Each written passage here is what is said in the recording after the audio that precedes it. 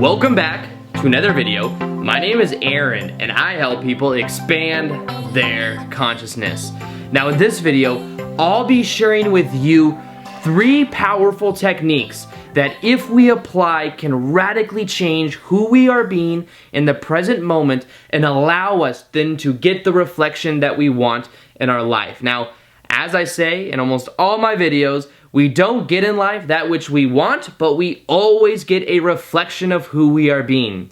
Now, what this means is that who we are being is the most important part of the process, and who we are being is composed of 3 main contributions. The first one is the self-image that we have about who we are, and that's something that's projected out to other people. The second one is the beliefs that we have about the way the world works and about who we are. And then the third one is simply the state of being that we're in. So when we tailor who we are being in the present moment, that's going to determine the greatest degree of change of what we experience on the external.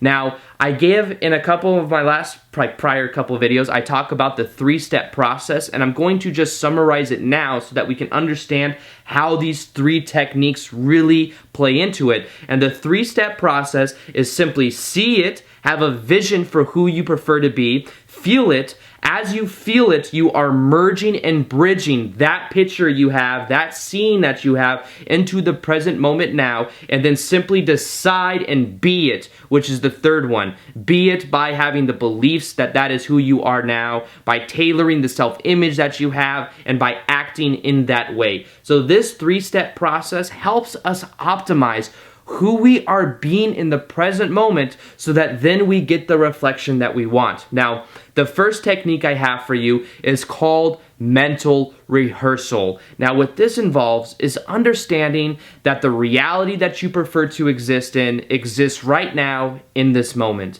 Now, what this means is that in order to increase the probability that you will experience that reality, you must use your imagination to connect yourself to that version of yourself. Now, I've used this in prior videos before, but it's really such a powerful technique for being able to mirror the best version of yourself, and knowing that as you mirror the body language, as you mirror the thought patterns, the habits, all the different nuances of that version of you, you start to then embody it more and more, and eventually the external reality will begin to change according to that internal change that you've made. So in order to do this, realize right now that the perfect version of you exists. Now you use your imagination to connect to that version of you, and what you can begin to do is look at the details of who you are being. What are you doing for a living? What kind of body language do you have? How do you interact with other people? What kind of daily habits do you have? And as you begin to connect to this more and more, and you begin to see it, you will start to feel more from it. And then from that point of view, what you can begin to do is start to embody that more and more. This could simply mean that you act out certain scenarios. You could, have a vision for a certain type of experience that you would have and literally start to act it out, as silly as it sounds.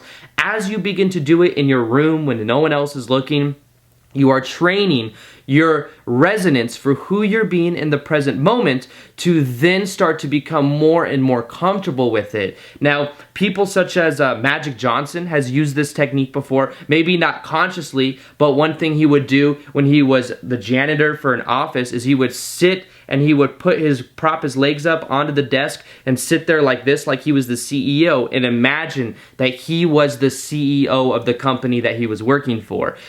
These little things we might do unconsciously, but they really have power in optimizing and giving us a taste of what that reality feels like so that we have a reference experience for what we are moving towards. Now, the second technique I have for you helps you create the kind of perspective that you need about who you are and really tailors your self-image in the present moment so that you can embody who you prefer to be. Now, this is what I call the objective perspective. Now, what we can learn to do is to have a new type of perspective about who we are in the present moment by not judging ourselves, but really having discernment for who we are. So imagine right now that we are our future self of doing what we want to do. How would we look at who we are being today? Well, I'll tell you the way I saw myself couple months ago when I did this process.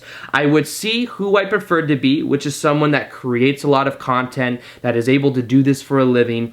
And as I was started to embody that perspective of myself, I would look at who I was being, and I could see that I was only creating one video a week. And as I looked at that, I could see that I wasn't having the kind of work ethic that I needed in order to create the kind of experience that I wanted.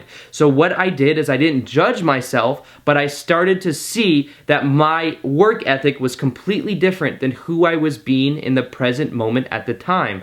So what I decided to do was to create a little bit more distance between those two by having a more understanding that that's not who I prefer to be. And as I started to do that, I started to become more aware of the unconscious beliefs that I have, of the unconscious habits that I had, and almost those blind subconscious beliefs in general. Because I realized that I thought I was working hard by doing one video a week, but I realized that it was nowhere near the potential that I could have had, and it was simply because I took on the beliefs and the perspective of my future self, and then I started to create distance between the perspective that I had in the old version of me a couple months ago.